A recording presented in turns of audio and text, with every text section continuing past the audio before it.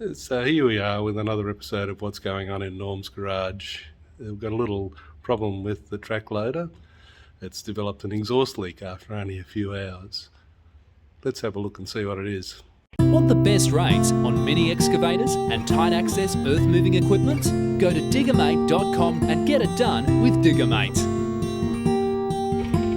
As you can see, the machine's only done 33 hours.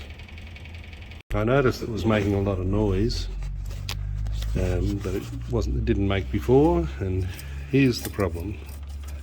Just off the exhaust manifold there's a bit of flexible exhaust pipe, and it started to unwind just there, and it goes to the muffler just over there.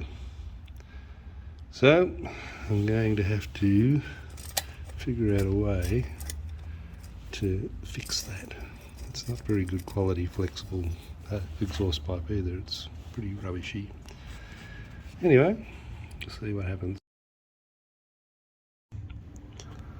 Well, there's the broken part, and no amount of cleverness on my part is going to fix that in a satisfactory long-term way. So I'm going to take it to the exhaust shop tomorrow and see if they can put a bit of flex on there for me. So I went down to the muffler shop and I got a new flex, which is a better quality flex, and welded up a replacement pipe, which I've dipped in oil while it was still hot just to preserve it, so that's why it's sort of got that browny black look to it. So I'll bolt it up now and see what it sounds like. And there it is, back in place. Fits in nice. I had a little test run earlier, sounds good. I'll play it again in a minute.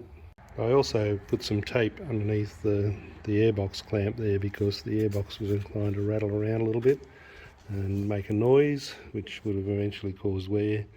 So now it's nice and rigid. That sounds better. It's making the right sort of noises now, not sounding like a 10-ton truck with a hole in the exhaust. Job done.